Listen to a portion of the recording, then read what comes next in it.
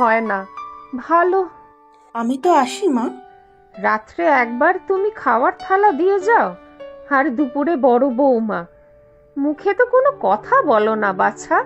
কি আর রোজ রোজ কথা বলবো, আপনার তো সেই একই কথা। তা ঠিকই বলেছ মা। বুড়ো মানুষের সাথে কেই বা কথা বলতে চায়।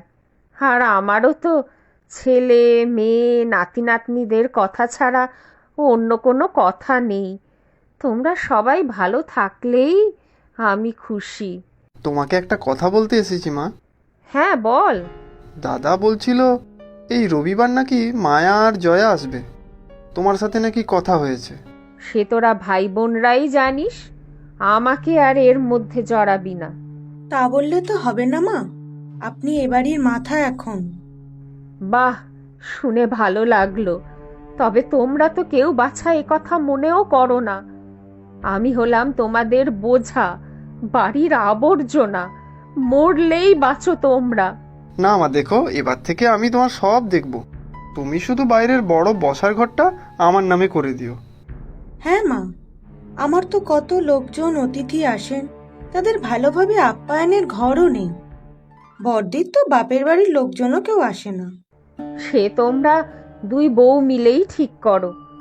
আমার এই বাড়ির কোণার এই ঘরে তোমাদের অতিথিদের কেউ ফিরেও তাকাবে না। আমি মরলে না হয় আমার ঘরটা তুমি নিও। না না, এত ছোট ঘর নিয়ে আমি কি করব? সারা বাড়ির সব থেকে খারাপ ঘর এটা। আমি এটা নিলে এর বদলে অন্য একটা ভালো ঘর হয়তো বড়দিই নিয়ে নেবে। তাহলে স্বীকার করলে তো ছোট বৌমা, এই বাড়ির সব থেকে খারাপ ঘরে আমাকে থাকতে হয়। না না মা, ওরকম করে বলছো কেন? তুমি একা মানুষ, এর থেকে বড় ঘর নিয়ে কি করবে তুমি? বড় ঘর পরিষ্কার পরিচ্ছন্ন করতেও তো অসুবিধা। সে বুঝি আমি। আচ্ছা তোরা যা করার কর, আমার কিছুতে মতও নেই, আপত্তিও নেই।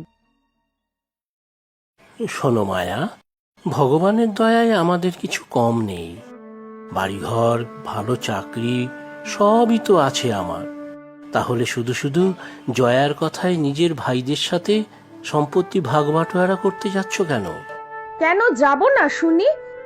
আমার মায়ের বাড়ি কি আমার নয়? দাদারা ভোগ করবে, তাতে আমার আপত্তি নেই।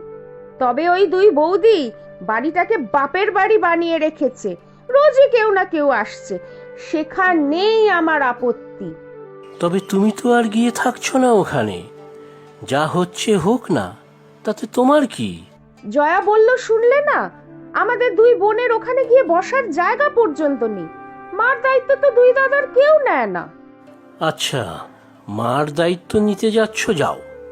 সম্পত্তি যখন ভাগাভাগি করবে তখন মায়ের দায়িত্বও ভাগাভাগি হবে। দেখো, তোমার মাকে নিয়ে এসে আমার এই বাড়ি কিন্তু আবার বাপের বাড়ি করে দিও না।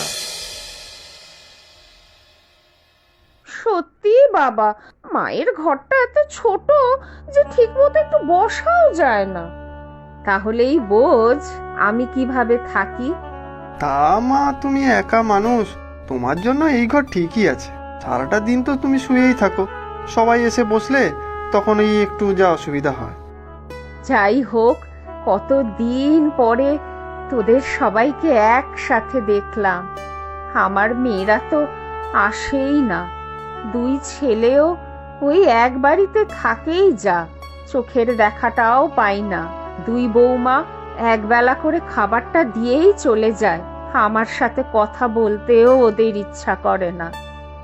মা, তোমার ওই এক দোষ। তোমার না হয় সারাদিন কোনো কাজ নেই, শুয়ে বসে আছো। আমাদের তো কাজের জন্য বাইরে বেরোতে হয়। তোমার সাথে গল্প করার সময় আছে কারো? বরদা তো ঠিকই বলেছে, আমি আর দিদিও যে যার সংসারে ব্যস্ত। বললেই সব সময় আসা যায় নাকি? যাই হোক, সবাই যখন এসেই পড়েছি তখন কাজের আলোচনা করে নেওয়া যাক। হঠাৎ করেই দুই বোনের যেন মায়ের উপর দরদ উতলে উঠেছে। ঠিক বলেছ দিদি, জীবনে তো মায়ের খোঁজ নিতে দেখি না, আজ একেবারে দুইজনে এসে হাজির। খালি আমাদের সম্পত্তির ওপর নজর। যা বলেছ, তবে যদি দুই বোনের সম্পত্তির ভাগ চায় তাহলে কিন্তু আমি ছাড়বো না। দুজনকেই বাড়ি ছাড়া করব, মুখে নুড়ো দেবো একেবারে। মায়ের সব দায়িত্ব নেব আমরা।